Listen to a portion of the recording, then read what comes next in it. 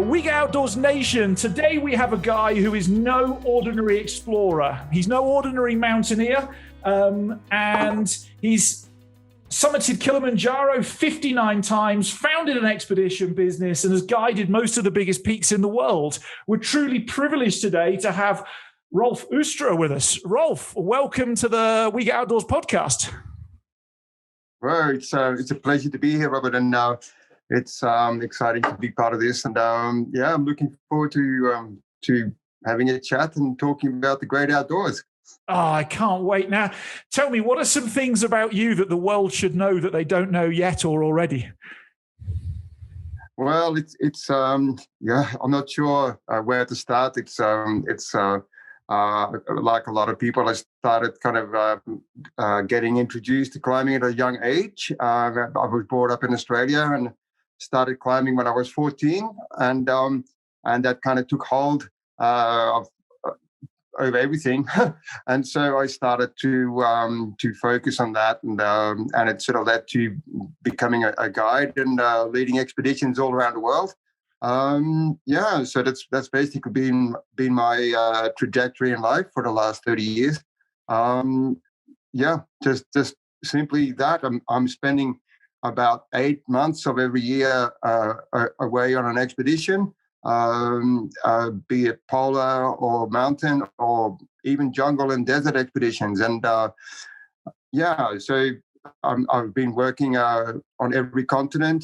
So it's a lifestyle I truly enjoy, and it's inspiring to take people and fulfilling their kind of like ambition and dreams, and that's what the huge motivation is. We're not in it to kind of like pay off a Porsche. That'll never happen. But the lifestyle is awesome. That's super cool. What is it about going up high things that really floats your boat? What is it that I see from the notes I've got? You've been up some very impressive peaks. You've climbed some really hard things. What is it about going up things that really motivates you? It's the sense of discovery, and that's not just the physical aspect of climbing a peak and just solving the problems of the mountain itself. It's also it's like finding out where your limits are, and it's that kind of idea of using your knowledge and your experience to solve complex problems. That all really it's a hell of an interesting thing to be doing, and of course a lot of the objectives we've been working on and climbing at, they are in pretty amazing places, like Karakoram or Greenland or the Himalaya or the Andes, and all these places have fantastic people, and we're always integrated very closely with the local communities, and so it's the whole package. Combine all those elements leads to just a really rewarding experience. And from my perspective, I prefer to have these kind of experiences and to have these memories than any material thing. Really, that's for me that floats my boat, is to kind of go to the grave, not thinking if only. That's what it's about. So you mentioned two interesting things in there that we might circle around several times, but one was the Karakoram and the other one was community. When you heard the Nepalese guys had just done the winter ascent on K2, what was going through your head? Yeah, it was pretty inspirational.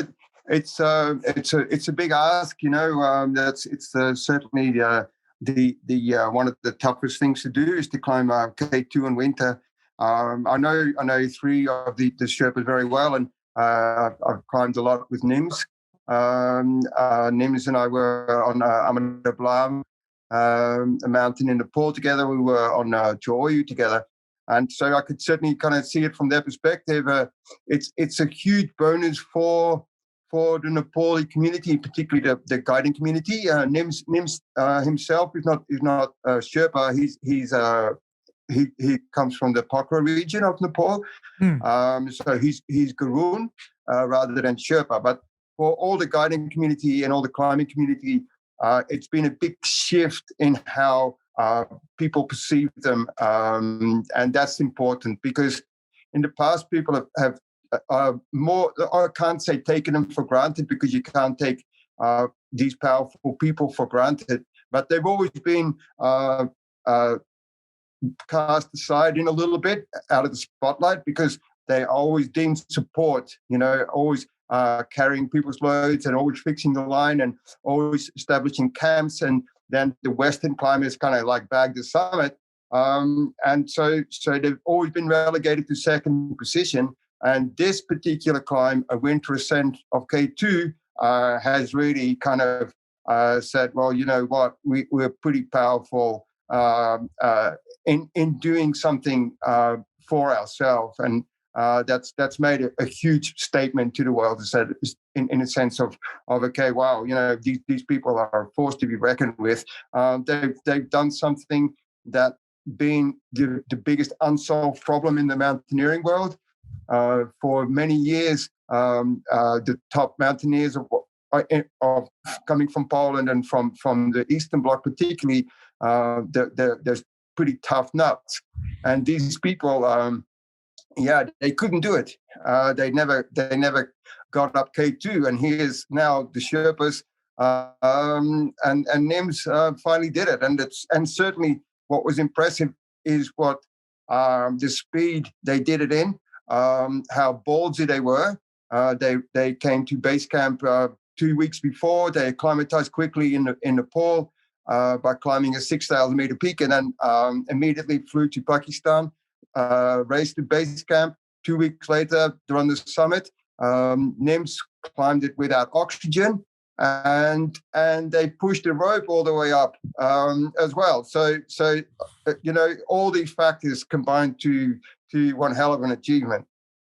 Yeah, the Sherpas have kind of transitioned from being regarded as almost like pack horses to get people's shit places. They've transitioned to being mountaineers in their own right now. There is nobody on planet Earth who can say these guys are not full-on technical mountaineers. That's one of the hardest peaks on planet Earth, in my opinion, in the middle of flipping winter. It blows my brain, if I'm to be honest.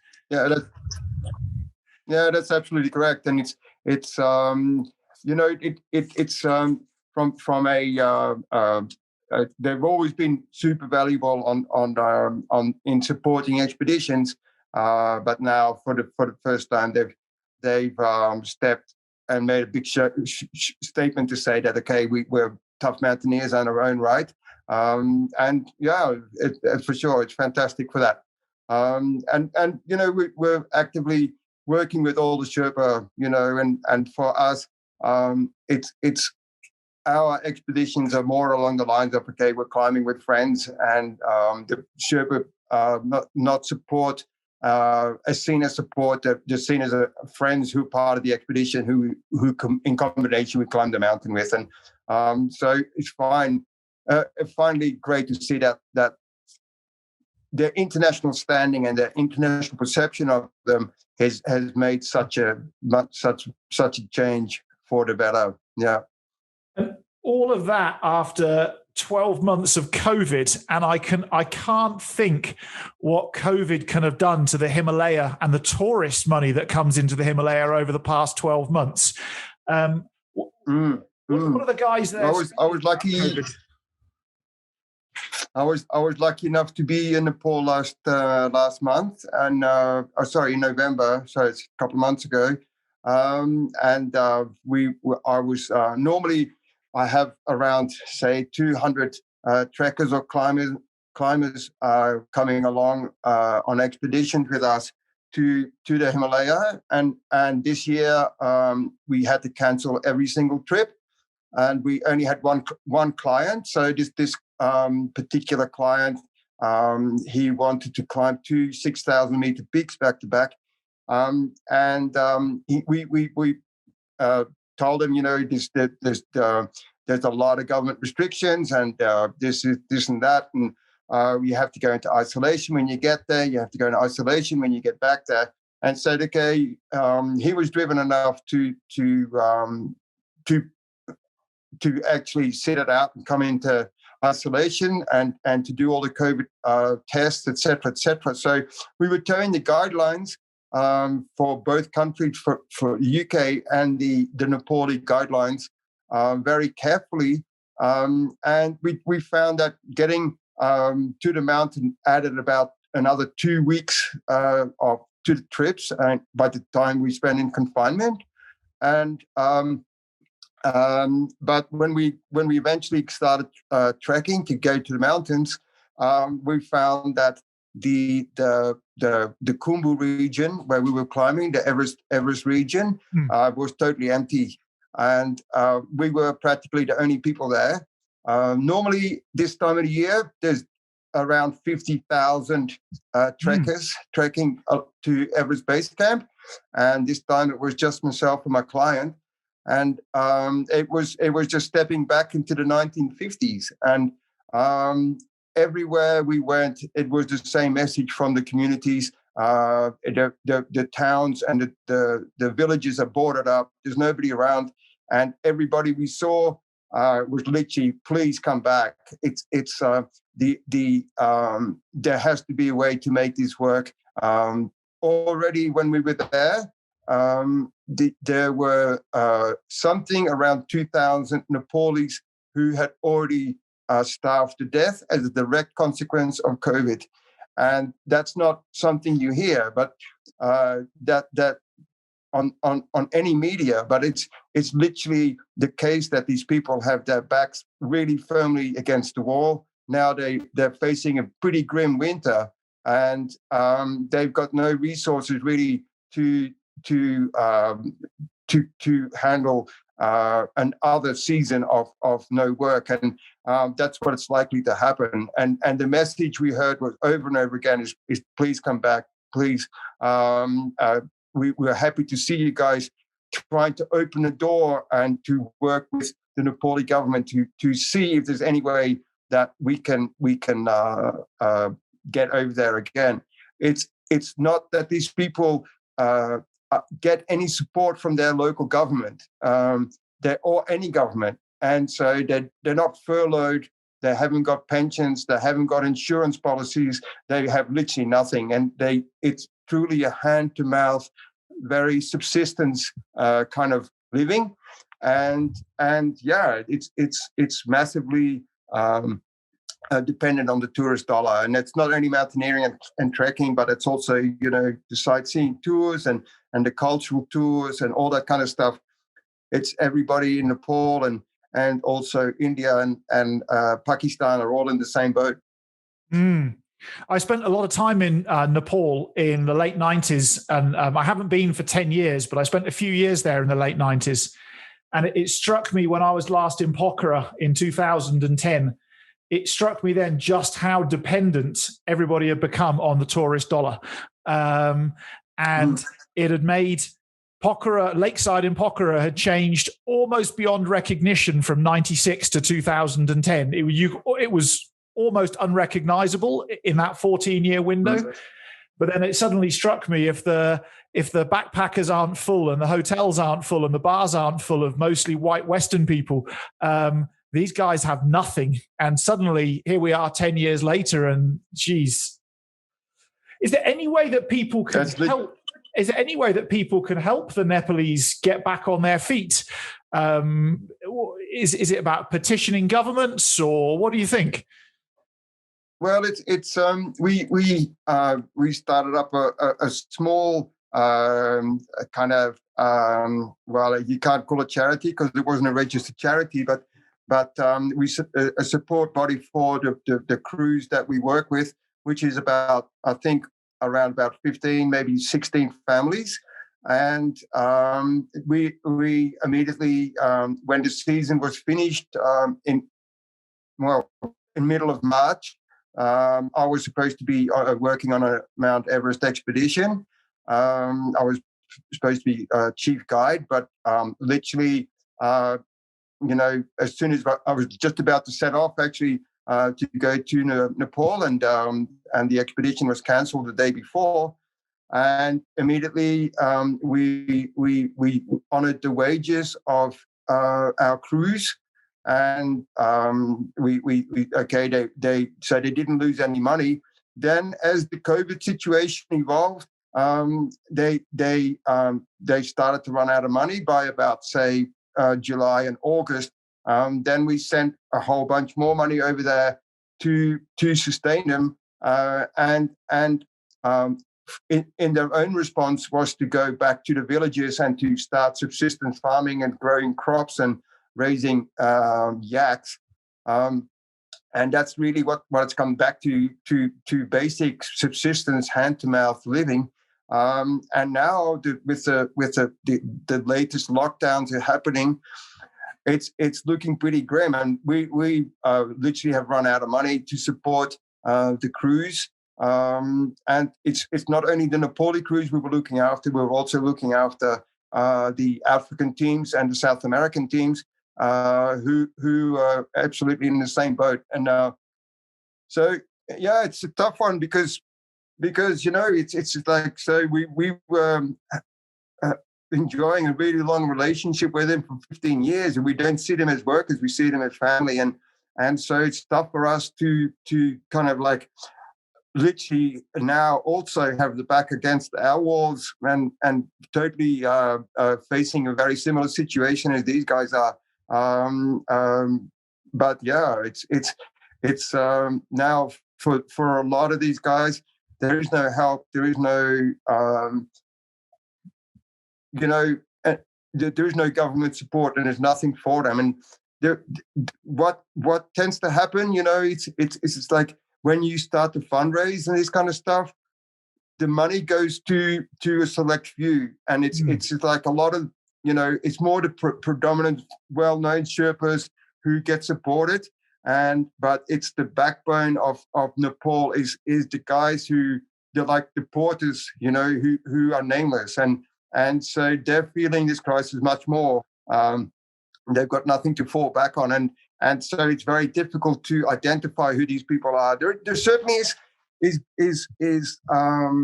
organizations that are doing what they can, and one is the Juniper Fund. That is an American-based organization that is specifically set up to support porters only rather than Sherpa. And they're looking at the people who are suffering the most. So that's, to top of my mind, that's probably the best avenue to support the porters directly is to contact bodies like the Juniper Trust. Juniper Trust, cool. I'll find their link and put that in the description below for people if they want to go and help support people. Yeah, thank you. No worries. Well, the reality is that if any of us want to go back and enjoy Nepal, Kilimanjaro, the Andes, no matter where it is, that these locals are going to be 100% needed for us to go and enjoy those mountains in 5 or 10 or a year's time. And if they've given up being a porter or a Sherpa and now back to being a subsistence farmer again, a lot of the relationships may well fall apart a bit, or we might end up not having as much local talent or support as we've had in the past. So we've got to help these people. It's from the going back to the traditional lifestyles is literally just only a fallback option. That's the only option that's available to them, and now it's their skill set and their future is based around the tourist industry.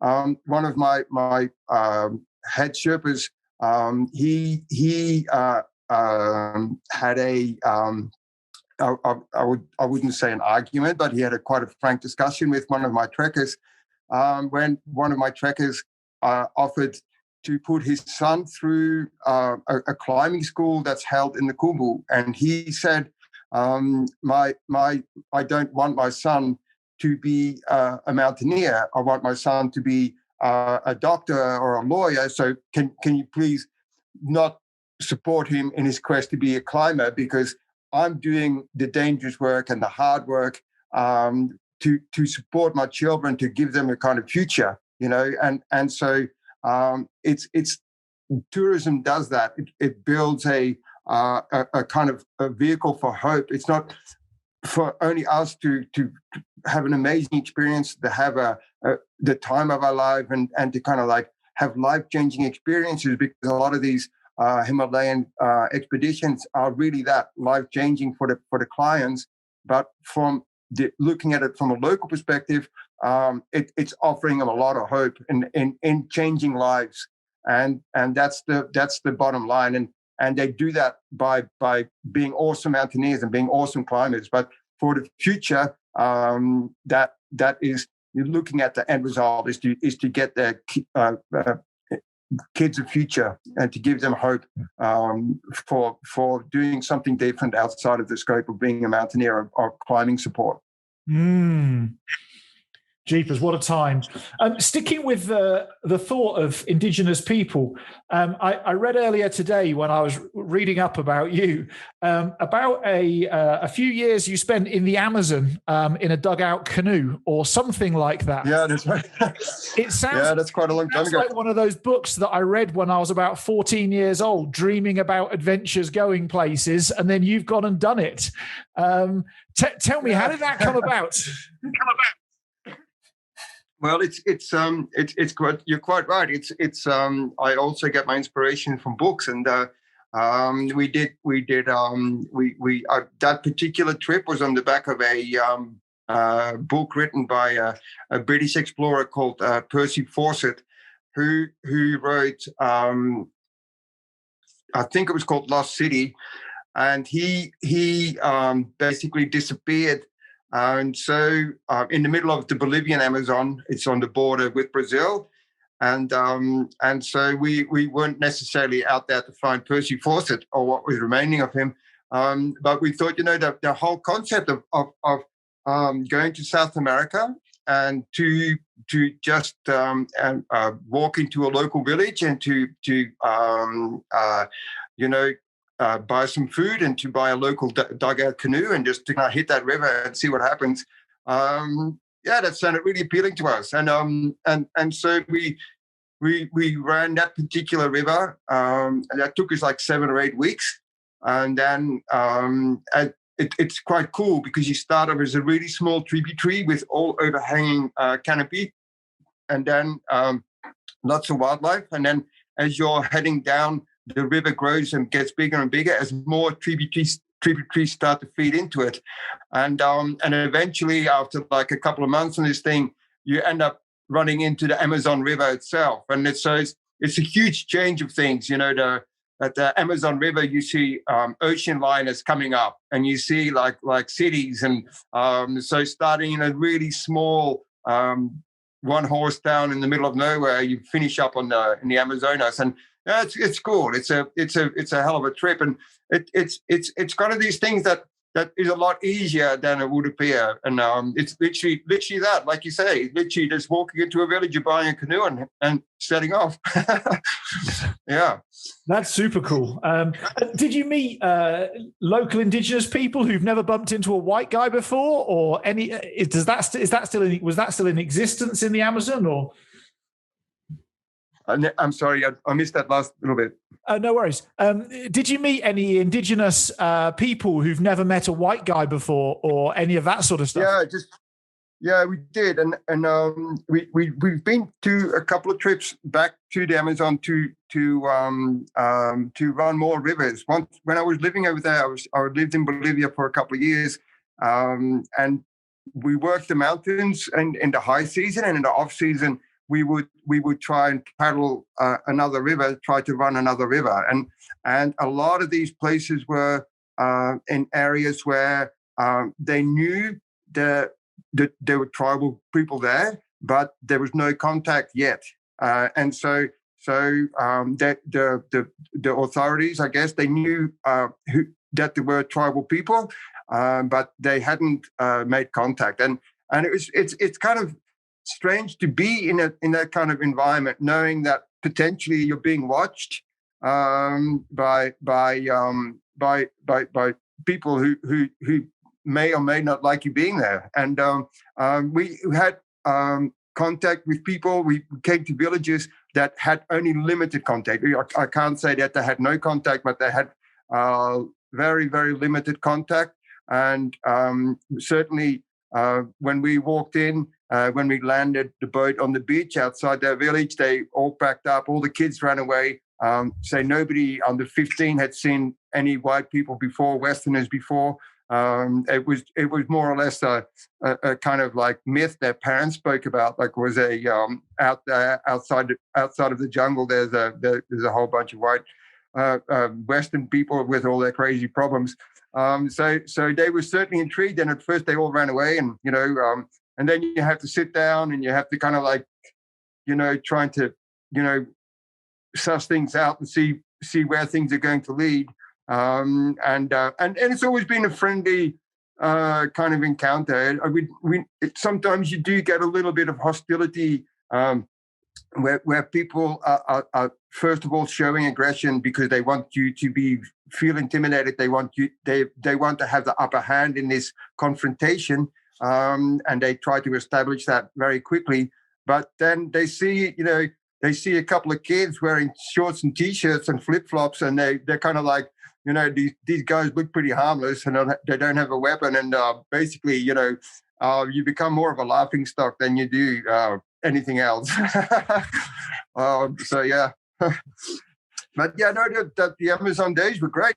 It's I kind of like, wish I could, get back into that neck of the woods and grab a boat and kind of like just paddle off and forget about this damn world. That's for sure. Certainly life would be a lot simpler. Hey, you just go and there's a lot of stuff, stuff that you don't need. Yeah, that's the attraction. It's the simplicity of it all. It's every day. People say, oh, it might be very monotonous to kind of like be on the river day after day, but it's every day brings a lot of rewards. You kind of see wildlife up close and personal, like puma and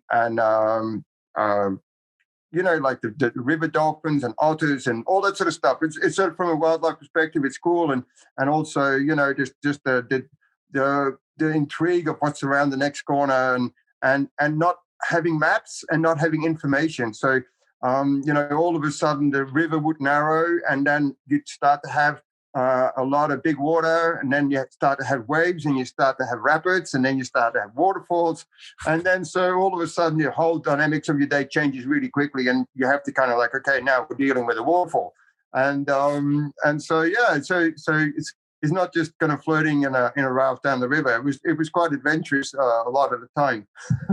Yeah, I interviewed a guy called Rush Sturges the other day, who was part of a group of kayakers that did a very large section of the Congo. Wow.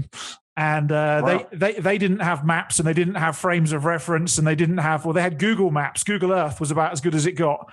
And he speaks about some of the biggest rapids on planet Earth just appeared round a corner when you weren't expecting it. And how freaky yet exciting yet amazing it was all at the same time. Yeah, it is. I mean, that's literally what it was. It's a very apt description. It's literally you're confronted with what's started off a nice mellow day, and all of a sudden you're finding yourself in a situation you're not really sure you're going to get out of. It's just okay, it's not just sitting still and praying. It's basically, okay, let's get active here and let's kind of do something about this. At times it's difficult to get to the shore, and then your only option is to ride it out, and then just to kind of like hold on and kind of like take the ride. No. I was going to say, did you have any moments in those dugout canoes where you thought, oh crap, this could go horribly wrong? Yeah, I would say more so than in climbing, because with climbing, I'm kind of like, qualified, and I've got a hell of a lot of experience. And so the learning curve is getting confronted by scary situations and unpredictable situations and unknown situations.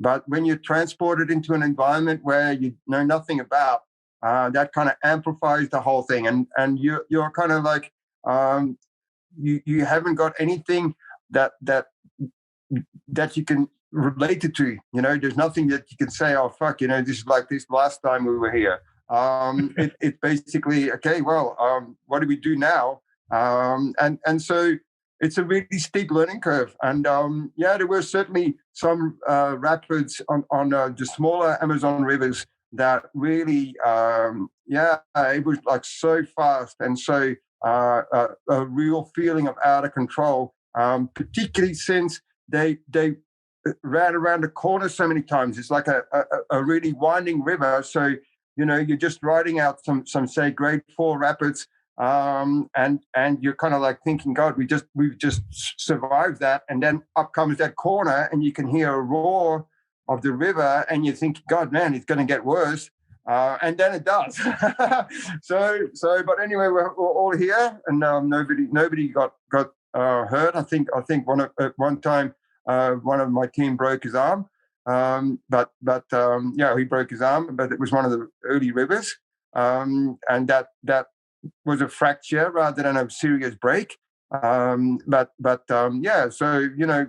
we got away with it. But I mean, from that perspective, if I were to say go and do this kind of thing of running rivers in Congo or the Amazon, I would say start off with a big one, which has got lots of people on it.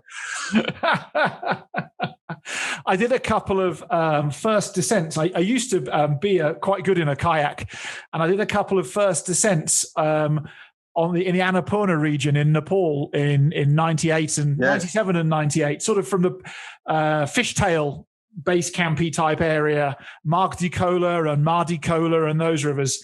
And I can remember going down some of those rivers, and there's corners, but there's cliffs, and you're just like, oh crap, please don't make this any harder than what I've just been through, because there's no fucking way to get out now. The only way is down. Yeah, well, there it is. It's like just when you wanted to stop, it gets worse. I guess maybe that's the attraction for whitewater rafting. But the rivers you're talking about and the time you're talking about being there, that's certainly the heydays of it. That was kind of an unspoiled Nepal, if you like. And but now things have changed. Like what you talked about earlier, but with how things have changed in Pokhara, the same has changed.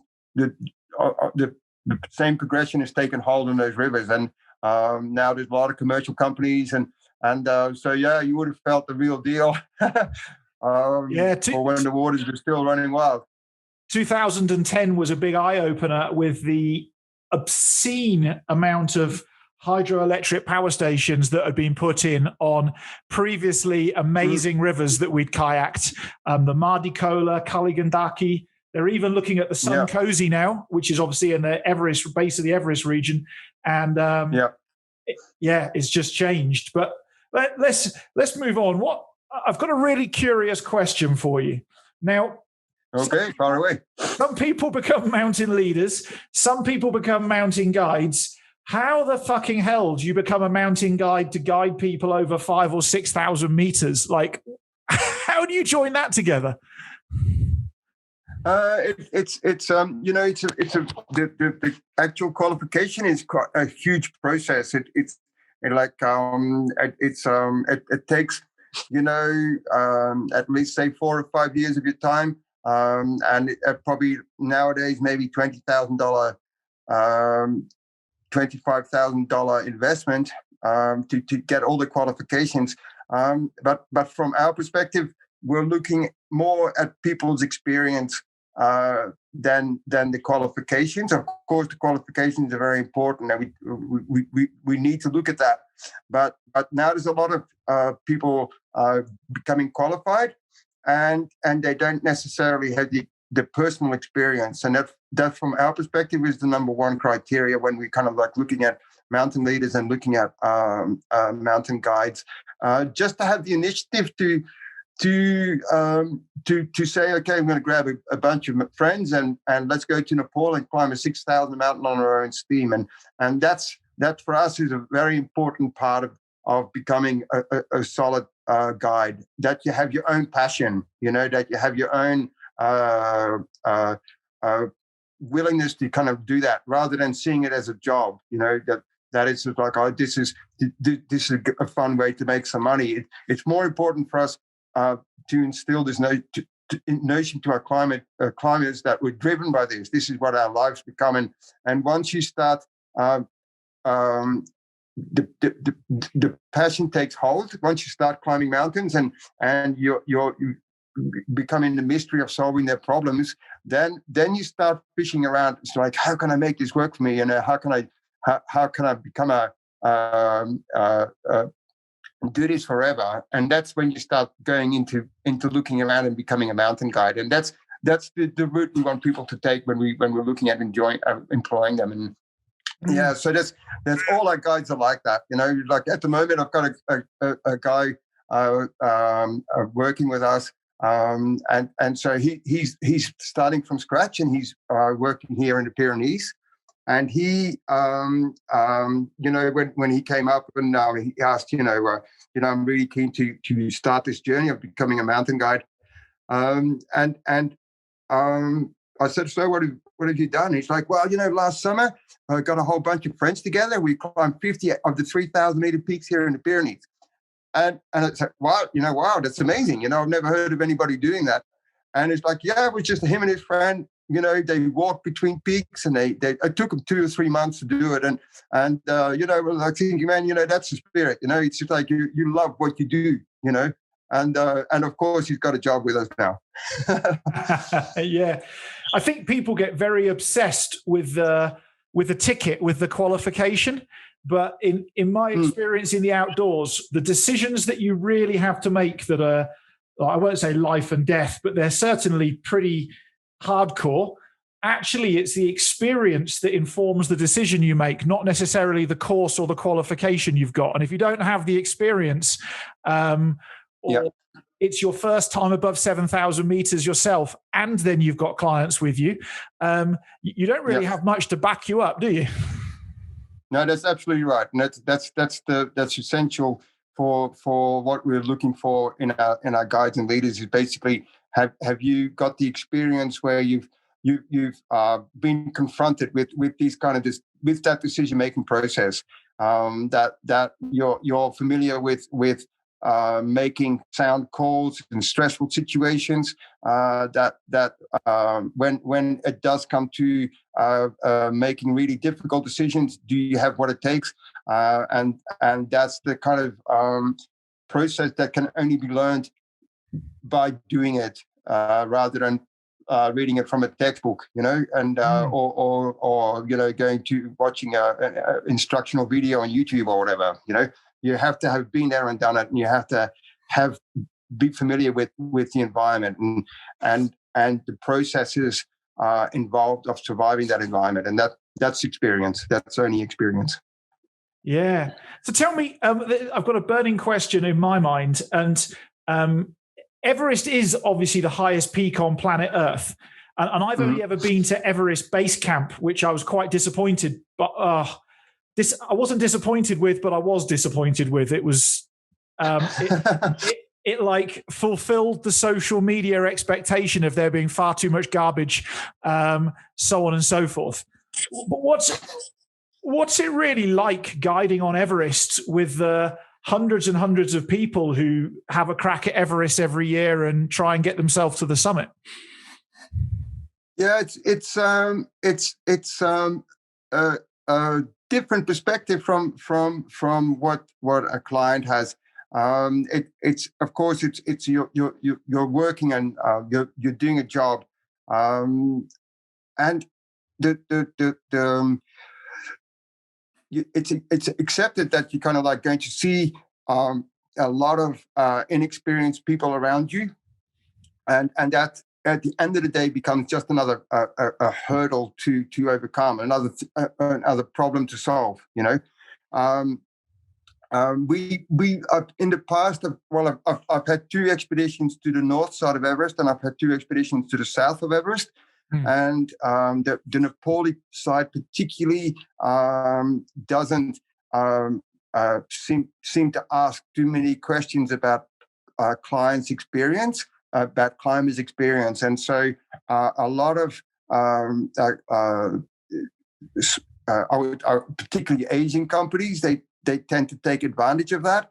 That the restrictions are so relaxed about climbers coming that they don't ask any questions themselves, and so you have really inexperienced people attempting the highest mountain on Earth, and it's a problem because they sometimes actually make it, and in one sense, hats off to them, who made it to the summit of Everest. But at the same time, it's sending the wrong message to everybody else that if so and so can do it, I can do it too. And so it opens up the floodgate to a lot of problems.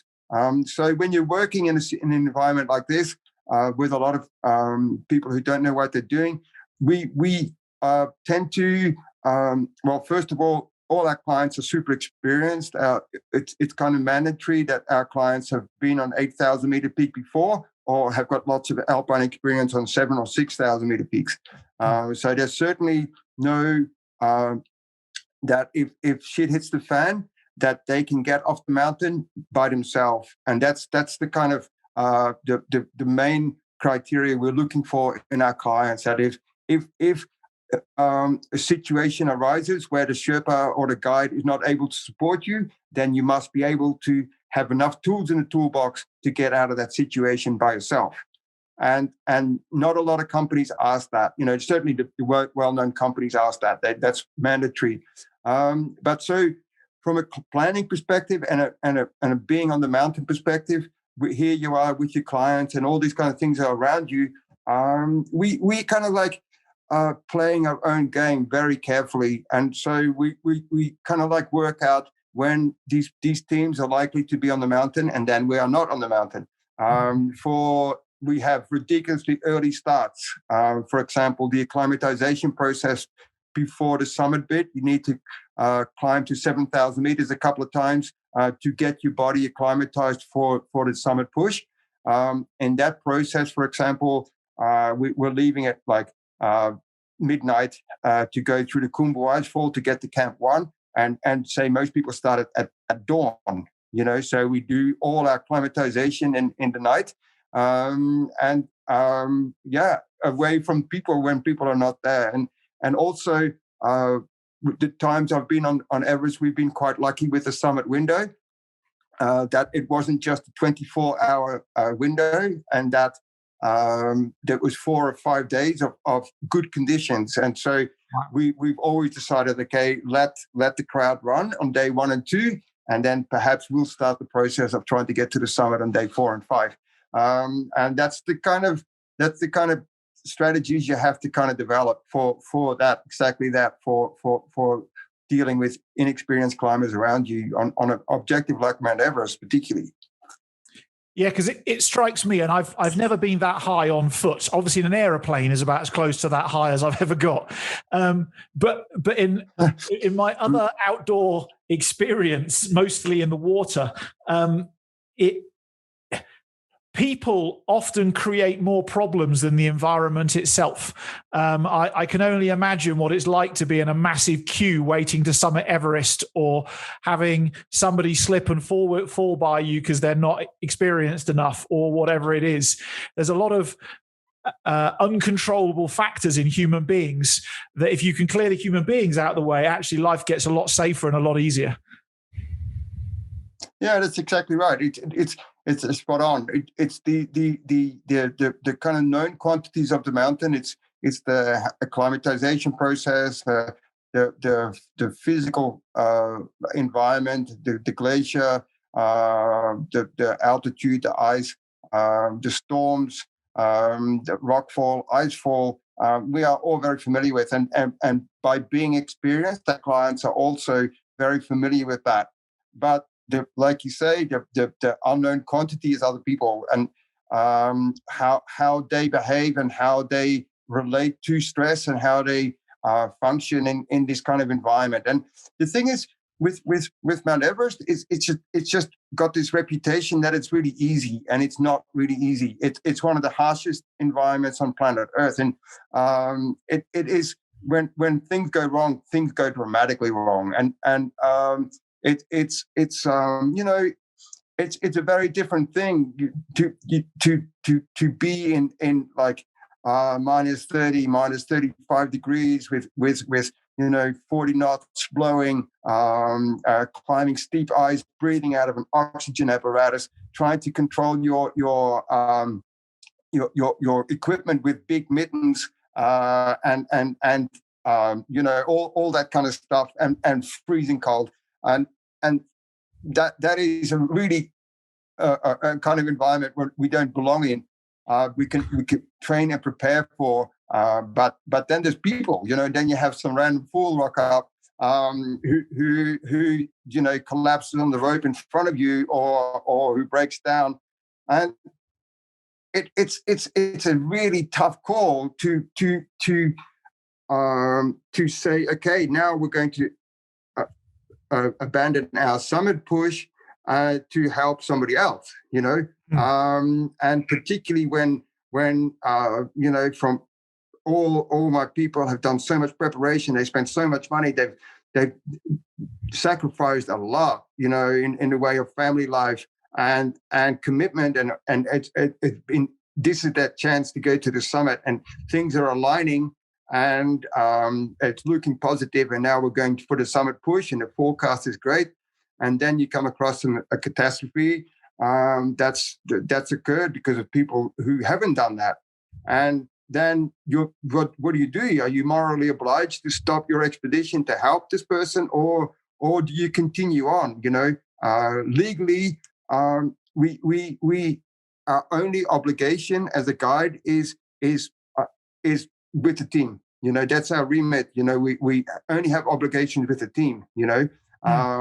We can't be prosecuted by law if we don't stop and aid somebody on the mountain. But the reality is that when you're at base camp and when you're climbing in the acclimatization process of climbing the mountain, you do make friends with lots of people, and you do get to know one another, and then so all of a sudden there's this person that is not part of your team, but you've had a relationship with, or you had a beer with, or you talked to, or you kind of like, you hung out with, or whatever, and all of a sudden you find this guy, he's like lying on his back, and he's like unable to breathe, and he's in real trouble. So what do you do? And so it's a kind of like totally part of the human kind of like experience that's kind of like has a lot of elements thrown in that is really quite challenging at times to have to deal with and make the right decisions about. I actively avoid, I have to be honest, taking clients to heavily saturated outdoor areas such as an Everest or somewhere like that, just because when I'm with clients, I only want to be making decisions about them and their safety, and me and my safety, and somebody else's screw up. I don't particularly want to engage my head with too much. And I got bitten quite a few years ago with paying clients in some pretty hard white water where there were some idiots about who got in problems. And suddenly you're desperately trying to keep yourself safe. You're desperately trying to keep your clients safe. And then you've just turned your clients from 3 or 4 clients that I'm responsible for into another 2 who are much less equipped than my clients. And suddenly you've got the making of the world's largest fuck up for everybody.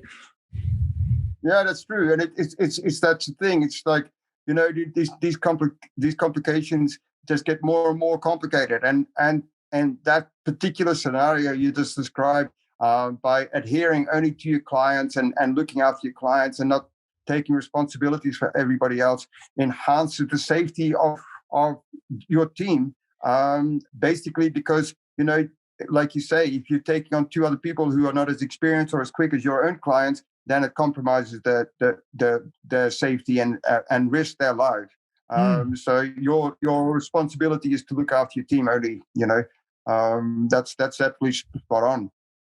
I often say I've done a lot of guiding in quite large white water. And so I often say to people that in class 4 white water, I can pretty much be anywhere you need me to be to look after you. And class 5, I can be in quite a few places, but it gets quite limited quite quickly as to where I can actually be. With regards to guiding at that altitude, when you get to 7,500, 8,000 meters, how much assistance can you really give somebody who needs it as a mountain guide? It's really situationally dependent. Last year, or sorry, 1919. Last year was the writer. In 19, I was on an Everest expedition from the south side. Sorry, from the north side. And one of my I had a team of 6.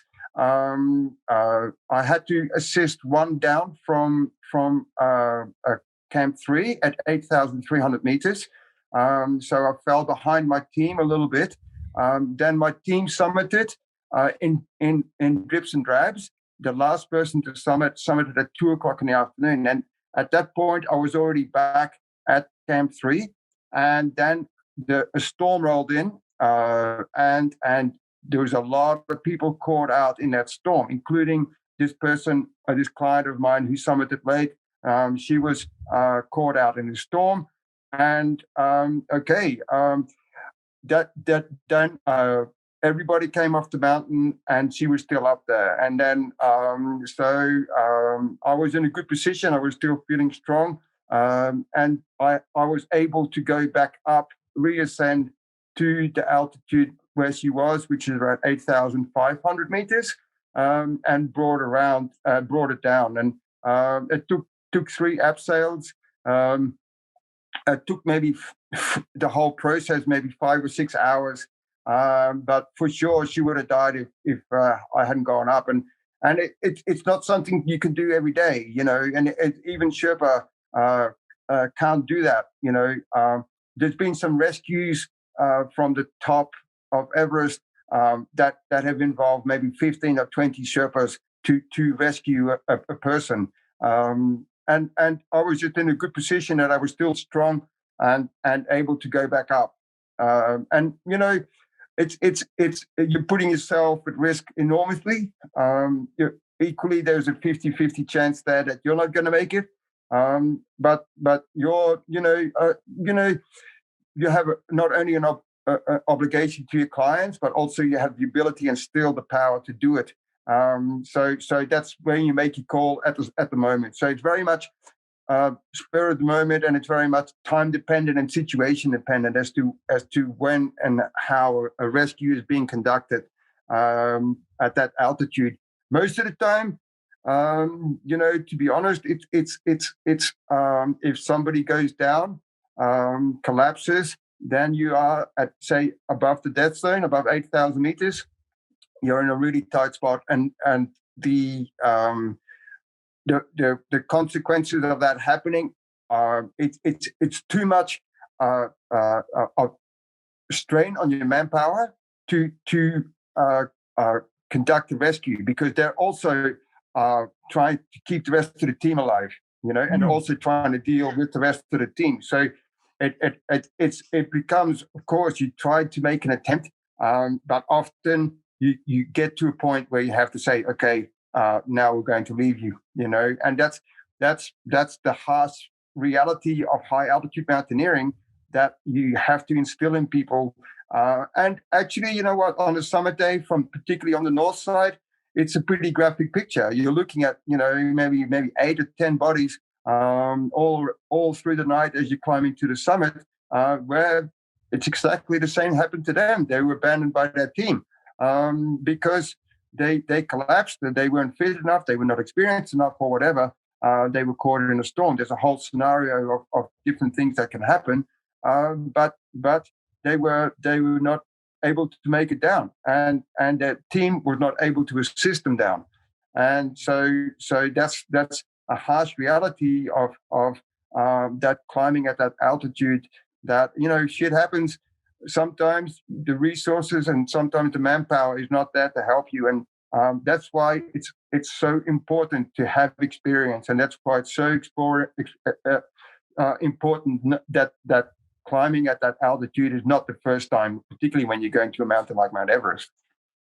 So it sounds to me like the mountaineers you take have to be only one step behind being as good as a mountain guide in terms of their own skill level and fitness. They probably haven't got the experience of the mountain guide, but if that level of independence is needed at that altitude, you are talking about that level of skill.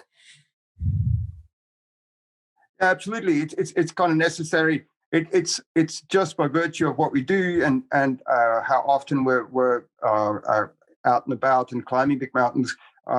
We have a vastly more experience and we're a lot stronger than the people we take on expeditions.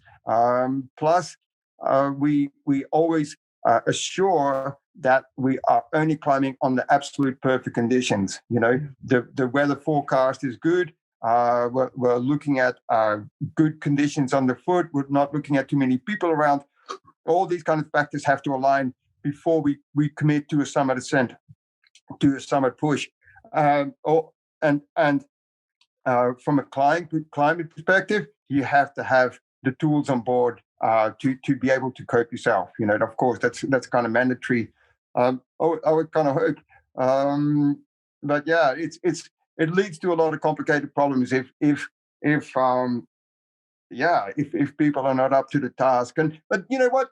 Generally, it doesn't catch you by surprise, because most of the whole process of climbing, say, a big mountain like Mount Everest, the whole initiation process, it does kind of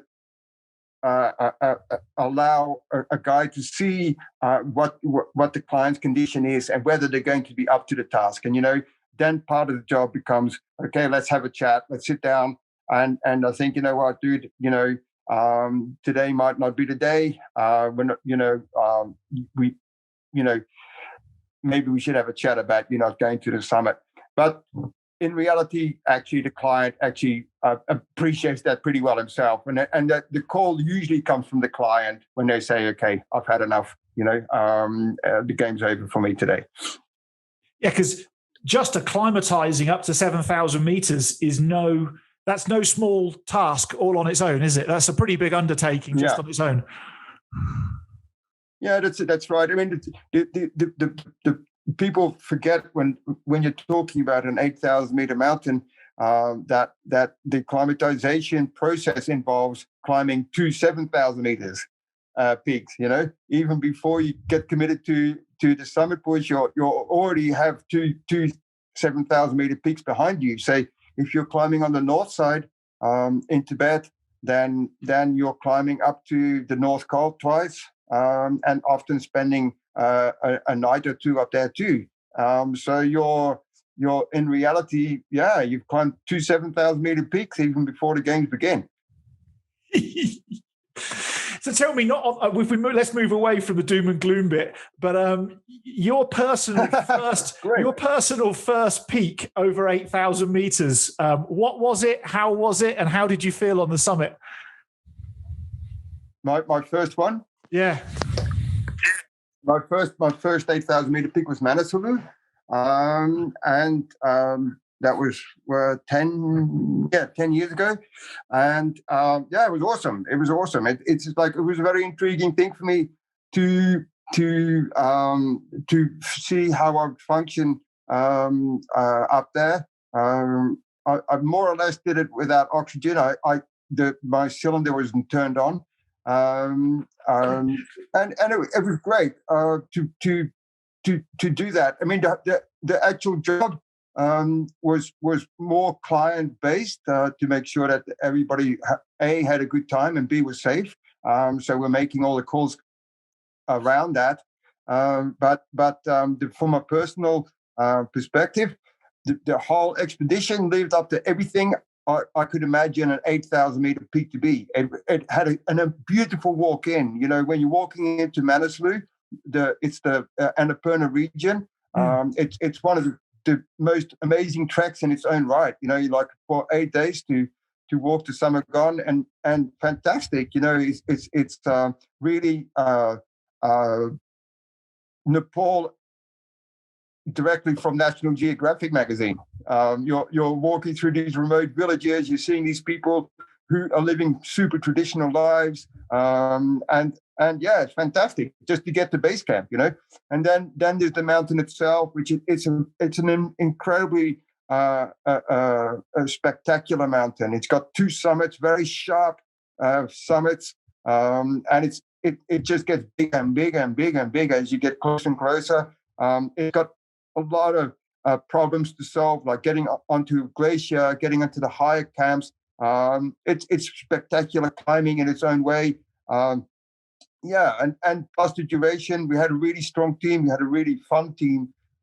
So yeah, no, from that perspective, my first 8,000 meter expedition was fantastic. It was really kind of okay, this is what it's about, and we had a hoot, you know. And at the end of the day, it's about that, having a real laugh, and because we work from the premise of a bunch of mates climbing together, and that was very much part of it. You know, we employed only 2 Sherpa, and the 2 Sherpas I've known for years, and so it was just like, hey, cool. For all of us, it was the first time on that mountain, and yeah, sure, it had all the elements of a discovery and exploration, and yeah, cool. You know, having a great time together. Yeah, it was fun. Is Manaslu, is that the mountain they refer to as Fishtail? Is it the same mountain? No, it's in the same area. That's Machu Picchu. That's in, but you're right. Manaslu also has a fishtail. It's if you look at a picture of the mountain, it's got 2 very distinct summits. But the actual mountain that's called the Fishtail Mountain is Machu Picchu. It's actually on the Annapurna Trail. You get a very good view of it. Actually, you can see it from Pokhara. I used to wake up in my room at the raft company in Pokhara, and the view out of the window every morning was Fishtail, and I always knew it had a different name, but I didn't know what it was. It was always just Fishtail to me. Yeah, that's right. I mean, that's what people commonly know it as, and yeah, that's the common name for it. Like say Everest is called Mount Everest, and everybody knows it Mount Everest, but the local people call it Chomolungma, which is a real mouthful.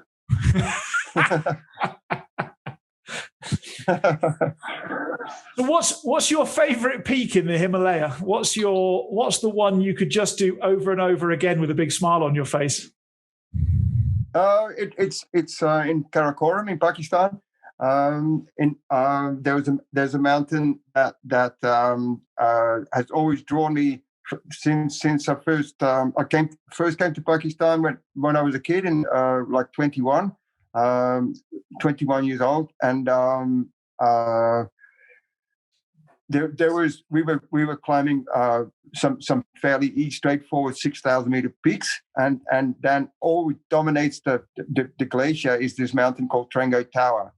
And the Trango Tower is you know, it's attracted a lot of famous climbers, and it's super spectacular in its shape. It's this massive spire, and it's part of this group called the Trango Towers, and there's like a bunch of them, each individually super spectacular. And 3 years ago, I was lucky enough to have a client on that. And it's a very different expedition. I mean, you're not, once again, we're friends climbing, but a guide-client relationship. And you know, this guy didn't want to particularly do the 7 summits or do the kind of like normal kind of more run-of-the-mill stuff or the more popular itineraries. And he's like, okay, I wanted something really remote and really out there. And what can you suggest? And I said, well, let's go to Pakistan. Let's climb the Trango Tower.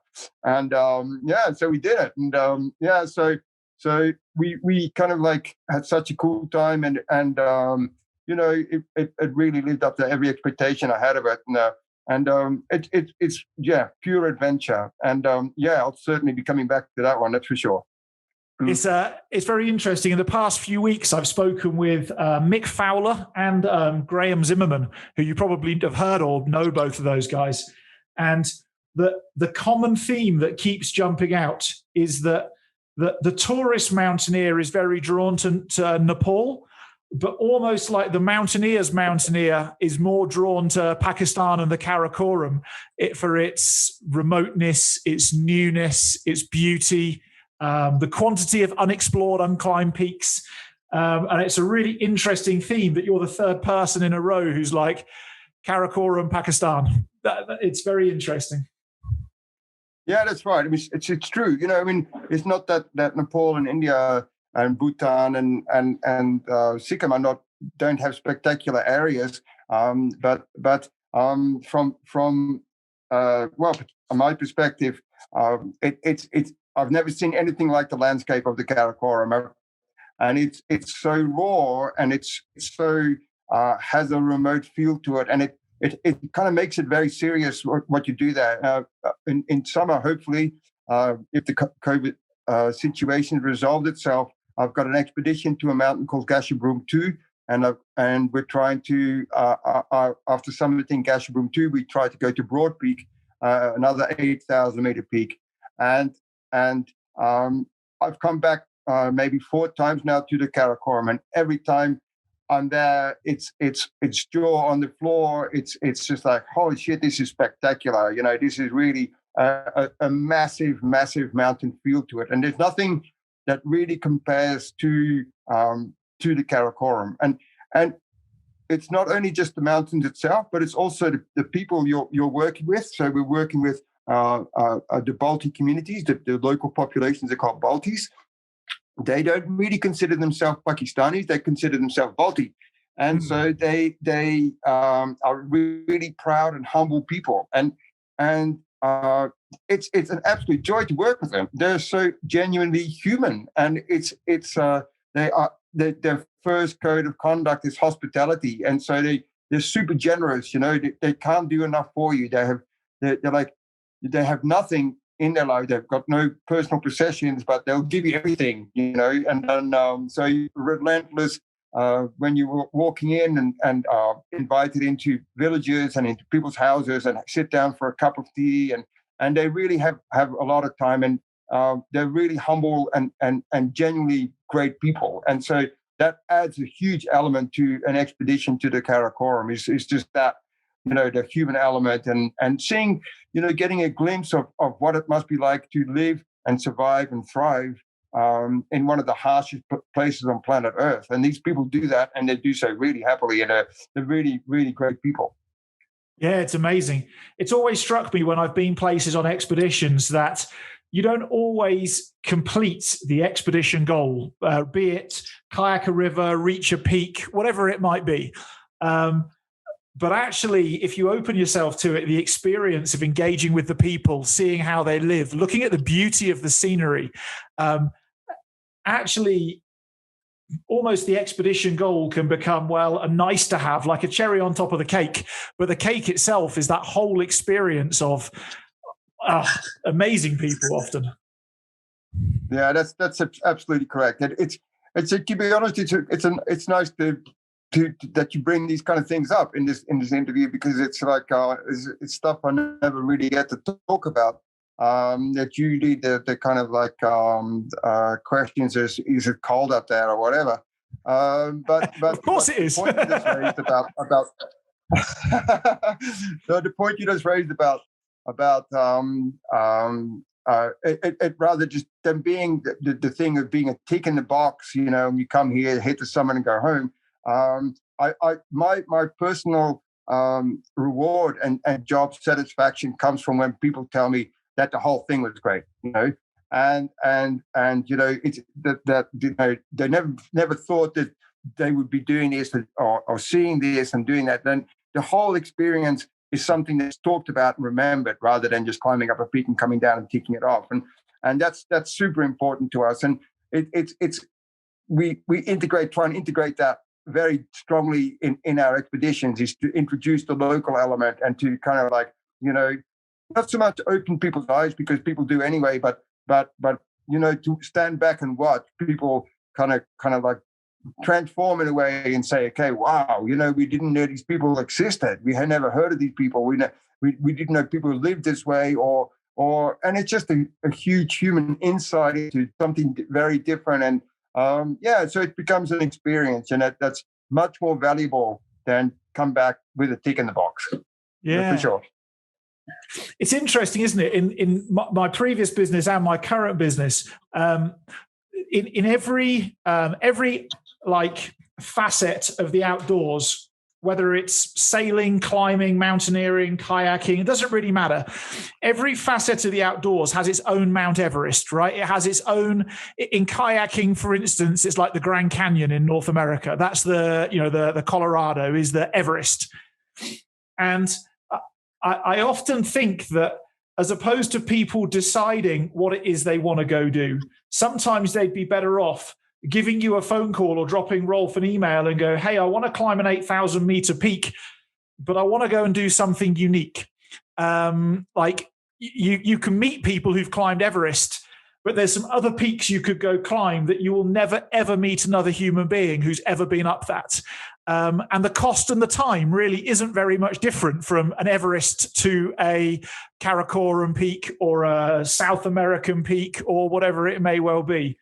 And I just wish, and I say this to clients frequently, how about ask about where would be super cool to go as opposed to telling, I want to go and do the Grand Canyon. I don't know. What's your thought? Well, I agree very much. It's and I'm in a fortunate position to still meet people who want to do something out of the ordinary, and who come to us with the question of like, say for example, the Amazon River. We had a group of people that Australian businessmen, and they some of them at a drunken party, they started talking about this film they saw. I thought it was I think it was like Lost City of Z or something like that, like a recent Amazon film. And they kind of got intrigued by this whole thing, and they said, kind of like, let's go over there and kind of like, have an experience of that. And they managed to get hold of us, and we put a trip together on an unpaddled river. And it was like, we had no idea. We could see the river from on a satellite map, and it was literally, just getting to the closest point to the river, which meant a roadhead. And then we got some mules, and we got a whole bunch of machetes, and we hacked our way through the rainforest for 4 or 5 days. Got to the river, and we built these rafts, and then we hit the river, and the striking thing was we had an amazing time. But the striking thing was that when these guys came back to Australia, I'm still in very regular contact with two of them. They're like, it was very strange coming back after like having a month in the Amazon and having these crazy things happen every day. That all our friends and all our family, they were like, oh, how was Brazil? And they associated going to Brazil with Rio de Janeiro, and so the perception of what they'd actually done was not translatable, if that makes sense. They couldn't really relate anything of their adventure to these people, and I think very few people are attracted to that. Very few people, they want to do adventure just for adventure's sake, just to kind of, rather than just kind of do what everybody else has done or what's popular at the moment or what gets the most YouTube hits or whatever. It basically, man, I want to try this, and I'm fortunate enough to know quite a few of my clients. They are wanting that specifically, and like I just referred to with the Trango Towers, this client's not interested in doing the ordinary, and he's like, okay, let's go to Pakistan and climb this remote peak, So, but that energy is from a commercial perspective, it's very hard to sell. I mean, we're known as extreme environment specialists, so we do get that call. But so the bread and butter is always going to be, 7 summits. It's always going to be the commercial trips to the 6,000 meter peaks of Nepal. And to be honest, for a lot of people, that's great. It's to stand on top of Kilimanjaro for a lot of people is just the adventure of a lifetime, and so I can't discredit that. That's their own personal ambitions and achieved. They come back off the mountain and they stand in front of the mirror the next day and they see a very different person. And so all this kind of adventure is very personal. And some people get love just climbing Kilimanjaro, and some people really need to be out and about and get remote and do something extreme to kind of rock their boat. So yeah, it's all part of being alive and meeting different people. It's a great thing. It's so true. I often find, and a great example of this is I spent some time on the White Nile kayaking in 1999 on my own, and when I got back, nobody I knew had ever been to the White Nile. Like, nobody I knew had ever been to the White Nile. And lots of people asked me, they said, like, well, what's it like? And you almost can't tell them what it's like. Like, you can't put enough words in place to describe the feelings, the views, the sensations. It's such a unique experience. I don't know whether it's addictive, but it's certainly one of the most... Yeah, I'm lost for words now, which is quite weird for a talkative guy. No, it's true, but that's it. That's the kind of thing it is. It's a hugely personal thing, and it's you really get to know yourself in these kind of expeditions, and so you're confronted with a person that you might have not, elements of yourself that you don't know about yourself, and feelings that you've never had before, and all these things are now coming to you fore, and through doing something like that, and running the White Nile, and that is very, very hard to kind of explain to people, and so you're always going to be tackling the more banal questions. I mean, if you say the word Nile, then people think Egypt, and then and when you say run the Nile, they think you've been on a joy cruise up the Nile from the Great Pyramids. and so, but it's the White Nile is probably Ethiopia, and you're kind of out there, man.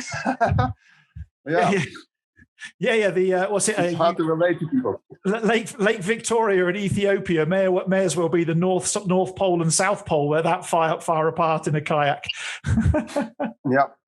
No, it's great to be talking to somebody who's kind of like had that kind of experience and to kind of to get it, to understand it, it's from a guide perspective, it's kind of it's hard to kind of explain that the passion of what the reason you're doing things for, and how to relate your experiences and stuff. But it's always up to people doing it themselves and getting their own view and their own feeling and their own emotions from the actual doing it. That's what, from my perspective, adventure is about. Personal discovery. And hopefully come out a better person at the end. To kind of understand a little bit better about yourself. And say, okay, this has got to change, or this has got to change, and also being, like you say, you're running the Nile River by yourself. That gives you a lot of time in your own head. It gives you a lot of time to reflect on the outside world, because you're now removed from it and you're not there anymore. So it's not immediate. And now it's time by yourself to reflect on that and to kind of to see familiar problems in a different light, and so it's not only just kind of like dealing with the here and now, but it's also a way to kind of solve your own problems by being in a remote place, just kind of say, okay, like, oh wow, I hadn't thought about it this way, and that kind of isolated experiences that, from my perspective, are really good at that, for that. It's a great way to find a different you. And I guess that's maybe one of the things that catches people out when they want to go and climb a big peak, is that you do spend, and I've been up Island Peak, so that's not it's high, but it's not that high. But you do spend a very large amount of time in your own head. The quantity of conversation you have in a day is probably 10% of what you're used to in like a normal base camp or a normal world. And I often think that's the reason why people screw up or they turn back or whatever, is that they just aren't used to spending that much time with their own thoughts and just themselves. And being challenged like that, it's quite unusual in today's iPhone world. Yeah, that's spot on. Particularly now with access to information nonstop, and the incessancy and the urgency of the damn telephone. It's nonstop, and you can communicate to everybody nonstop. You can have a conversation with 30 different people in 1 hour.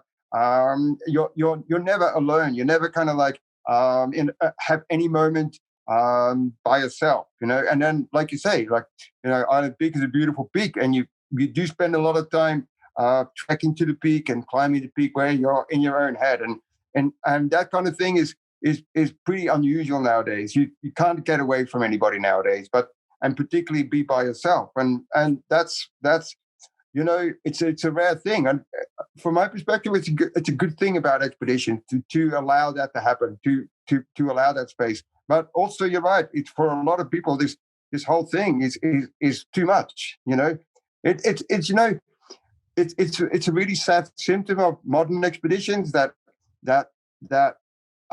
we get to the base camp, and the first question people ask is like, is there Wi-Fi here? They're so dependent on that connection, that continuous connection, that like in contrast to expeditions before the internet, where we go to Tibet. I did an expedition there to climb 3 7,000 meter peaks back to back, and we were gone for like 2 months, and that was it. It was basically, okay, well, we'll see you in 2 months then. And that was it. You really feel like, wow, you're on a limb. There's no way to communicate with anybody. That's that.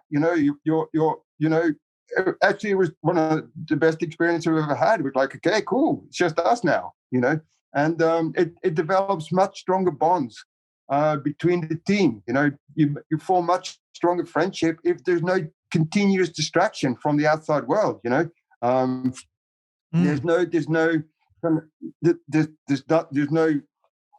the dramas of everyday life just kind of like washed away. They're not important. You're focusing on what you're doing and where you are and who you're with. That's much more human, rather than having this incessant kind of need to communicate, to kind of like be in touch, to update, to kind of post, to whatever.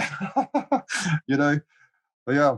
I find it helps people, and it helps me certainly, filter out what's genuinely important in life and what actually is fake important. So, and it almost that acclimatization back into the normal world when I come back from a trip, it almost becomes more painful each time I do it, because you see lots of people running around shouting from the rooftops about this is important and that's important.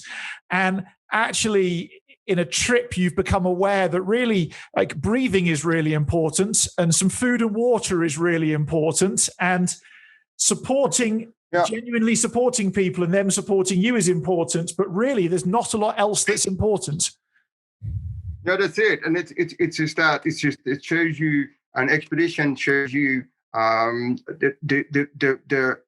simpler things in life. The importance of just the simple things. And it introduces you to a life of activity and doing where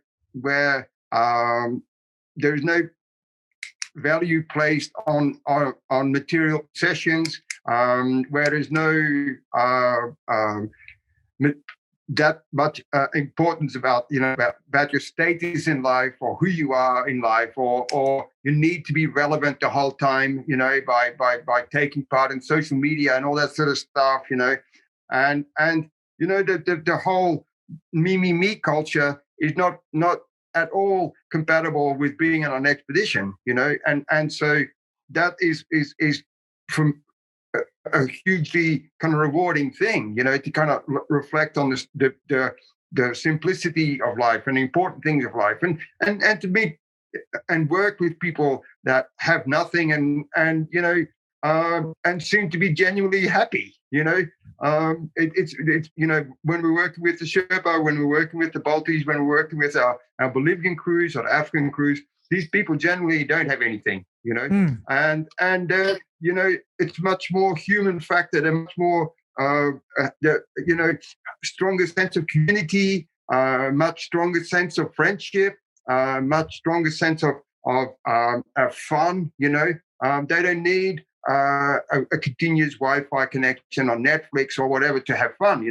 Basically, they'll make a campfire and jump up and dance, and they have a hoot, and so it's to be exposed to that is super rewarding, and it's for a lot of people when they get exposed to that, particularly having had such a strong connection with the modern world and all its bizarre problems and issues, to step away from that and to see another person living much humbler and much simpler, having such a rewarding life, is a real eye opener. It's a really powerful thing, and that's going back to what we were talking about earlier. That's part of the experience that I want people to have when they come on an expedition, and that's part of the very powerful thing that I need people to come back with when they're coming on an expedition.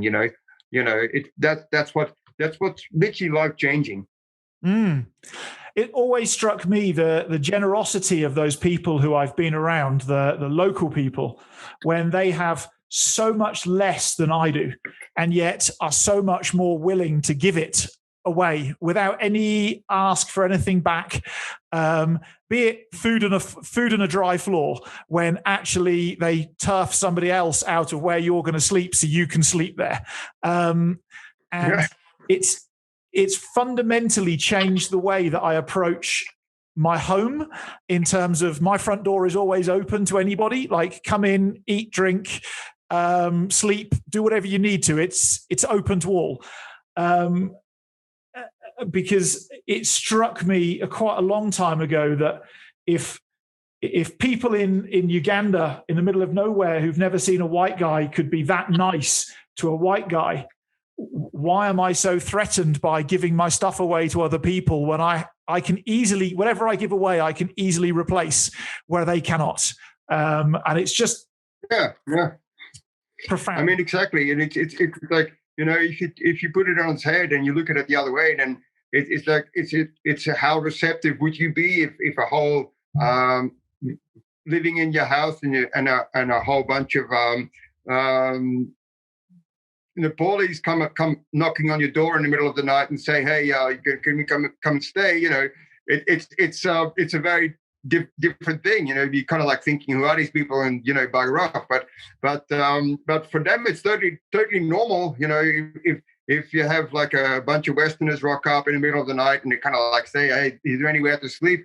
Like you say, they'll kick their kids out of the bed and that's your bed for the night, And it's such a contrast to the way we live our lives, and it's a great thing for people to discover that and to kind of like ultimately look at how they live their own lives and how they deal with other people, and that it's a great message to kind of learn, not to be told, but to kind of experience. And that's what travel is, isn't it? It's about experiencing that and kind of like bringing home those messages and that kind of level of understanding.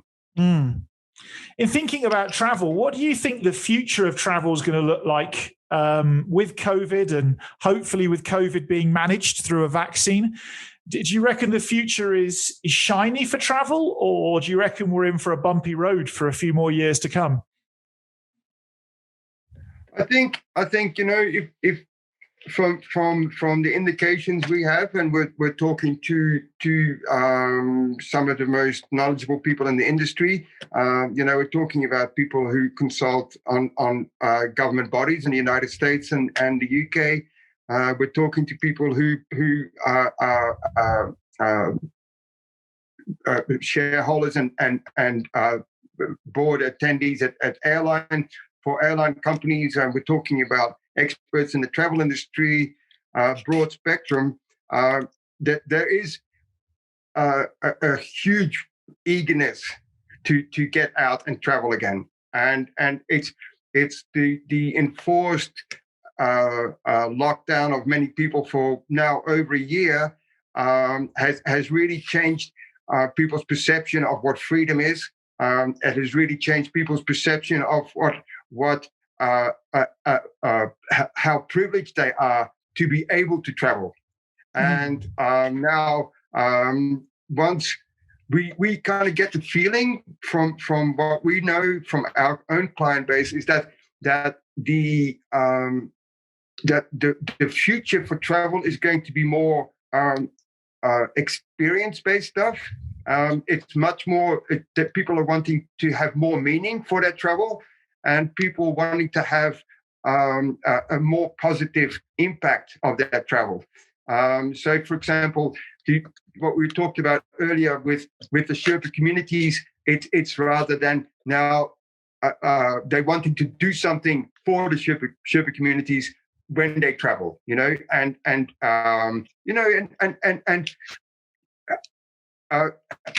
the meaning of travel has changed from rather than something that everybody else does to like, okay, now I'm privileged to be here. I'm privileged to be doing this and to get outside and to travel again.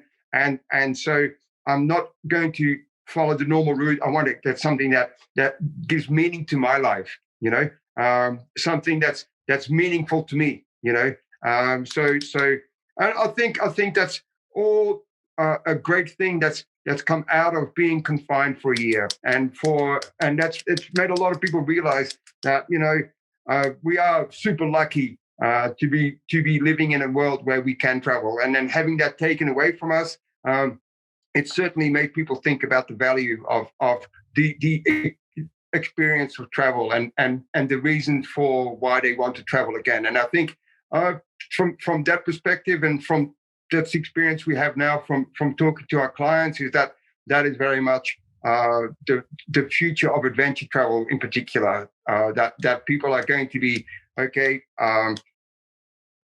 looking for that real experience, looking for something that really enhances their lives and something they can tell their grandkids about, and saying, what, when I was young, I did that, because they can see the value in that. They don't take it for granted anymore.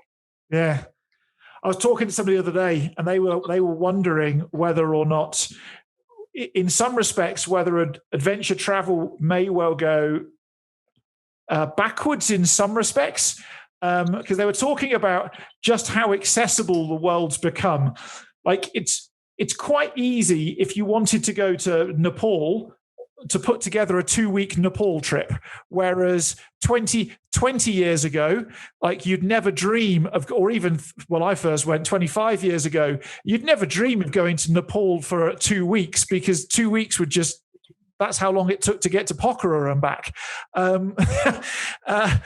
if you know what I mean. And they were suggesting that with isolation periods and likely sort of, even if it's just a 7-day quarantine or whatever it may well be, that we may end up with people not doing 2-week whistle-stop tours, but actually taking a month or taking 8 weeks and going and actually really experiencing stuff, as opposed to shooting out. That's certainly the indication we're getting. It's just like, the client I had for climbing in Nepal a couple of months ago, he's 60 years old, and he's like, he only got introduced to travel a couple of years ago, and he's like, what, the clock is ticking here. It's just like it's like I'm getting older, and I really want to do something.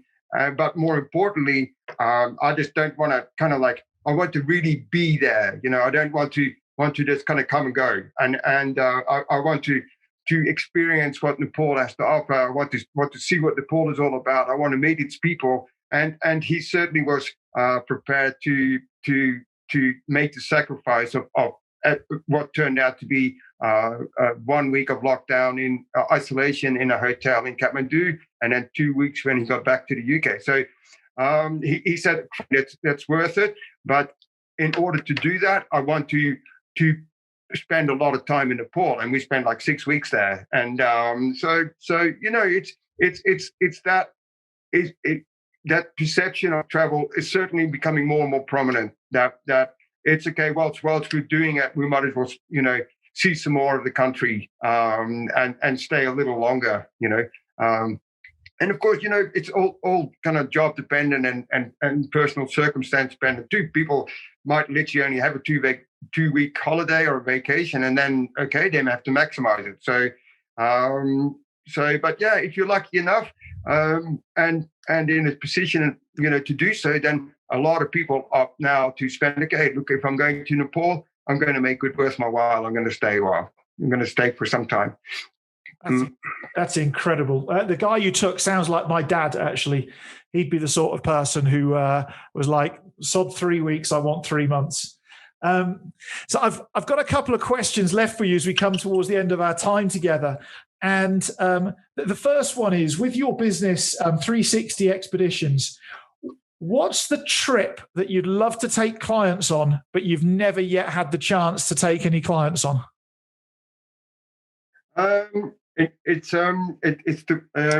were talking about earlier about how we're hooking up with all independent guides from all around the world, and seeing what they're putting together and what unique experiences they have. But there's one we've recently set up that's to go to Greenland.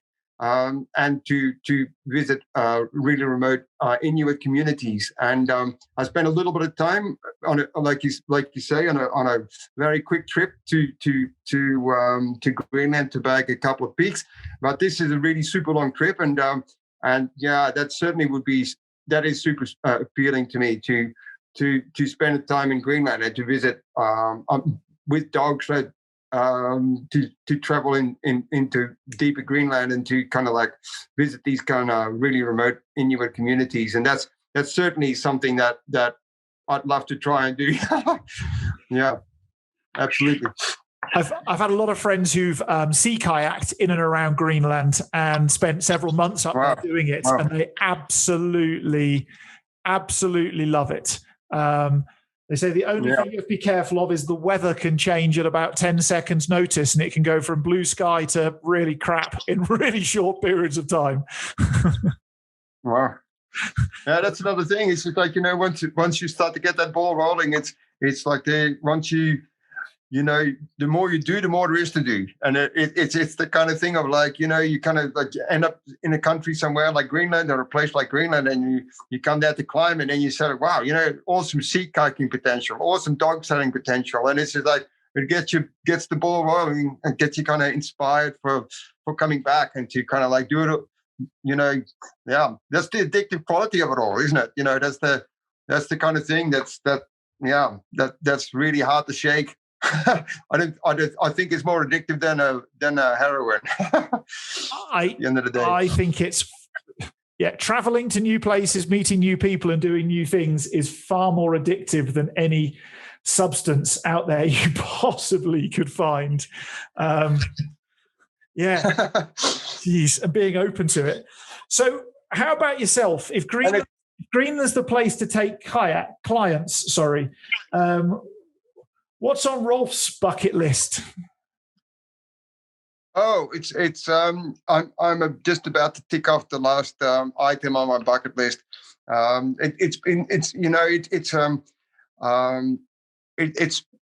when you're becoming a guide or expedition leader, you kind of, professionally, it's taken like 8 months out of the average year, so it leaves very, very little time for personal ambition and personal kind of But Gasherbrum 2 in Pakistan is coming up, and so that, like we talked about before, it combines all the elements of adventure, being in the Karakoram and a remote 8,000 meter peak, and I'm going with a really cool team.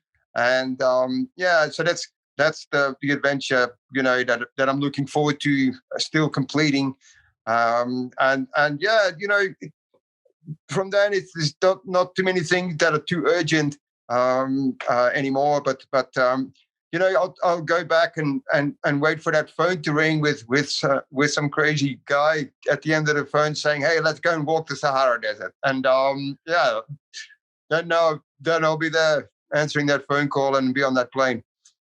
The Sahara Desert. I spoke to somebody the other week who did Marathon des Sables and ran through the Sahara Desert. It's a pretty unique place to go hang out. And the people there are supposed to be pretty unique as well. That's very appealing. Wow. So Rolf, if people want to come hang out with you, come mountaineering with you, do anything with you, where's the best place for them to come find you?